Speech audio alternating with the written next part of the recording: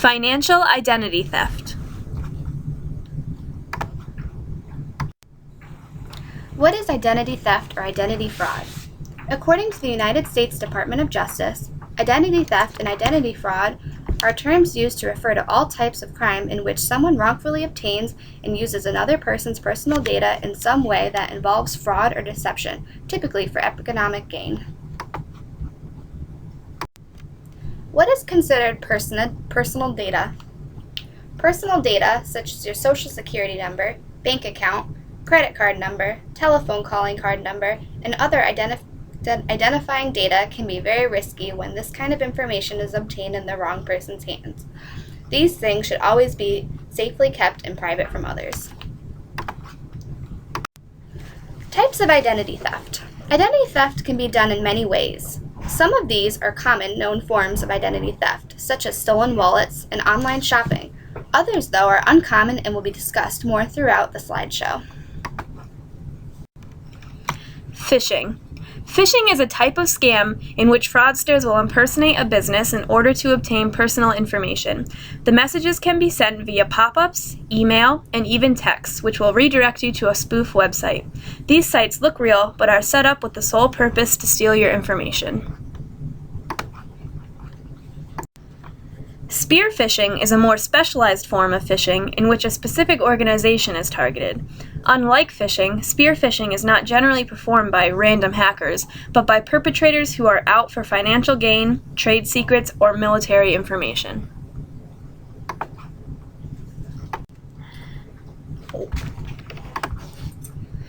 Vishing is a combination of voice and phishing where people can use social engineering over the phone to obtain personal information to commit identity theft. This can commonly be done over the phone with credit card companies. One example of vishing would be a phone call from an automated recording stating that your credit card has had fraudulent activity and that they need to call the following number immediately. This then leads them to a form of identity theft where they ask you for your credit card number and bank account number. In this event, do not give out your personal information to a random number told to you over the phone from a sketchy automated voice message. Call your credit card company directly and ask if your card was reported with fraudulent activity. How to keep yourself safe against phishing. When it comes to phishing and spear phishing, the best way to protect oneself is to make sure you are not replying to any messages asking for personal information or clicking on any links found in the emails, text, or pop-ups either. In order to help stop others from being phished, it is recommended to report phishing emails to websites such as spam@uce.gov or report phishing at antiphishing.org, as well as to the company, bank, or business the messages are impersonating. What is a data breach? A data breach is an incident in which sensitive, protected, or confidential data has potentially been viewed, stolen, or used by an individual unauthorized to do so.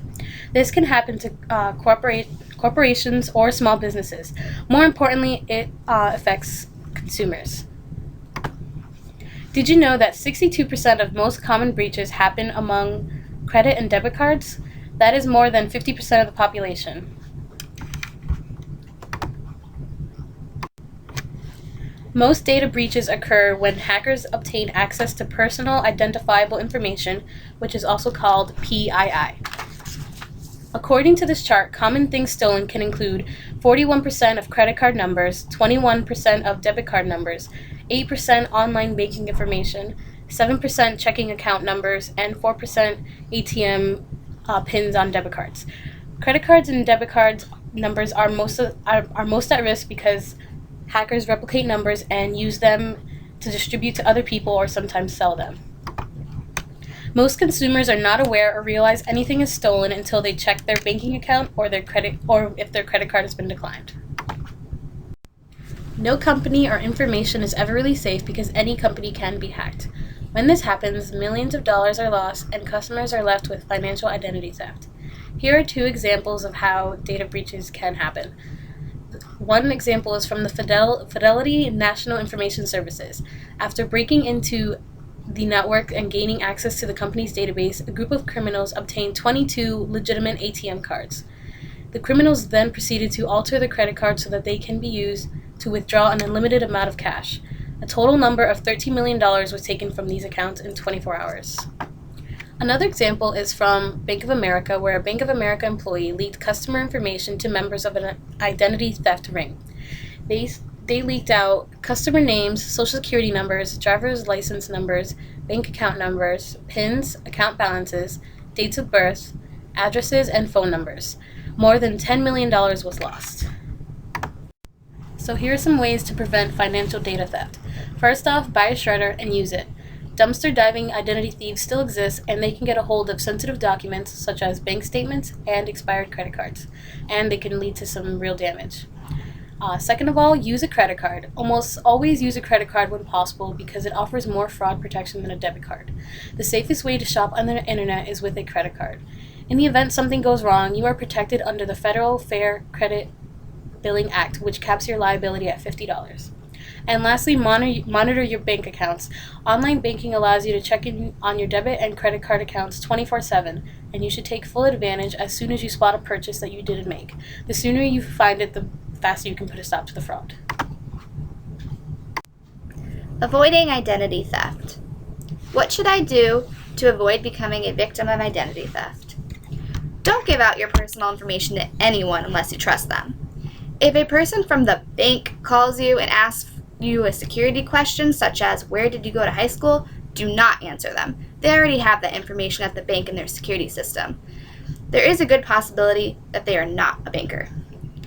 If you win a big prize or a trip and they ask you for personal information, they are probably someone committing identity theft or fraud. Make sure you check your financial accounts frequently. And if your credit card company notifies you that your mail address has been changed, you should contact them immediately and say you did not authorize this change.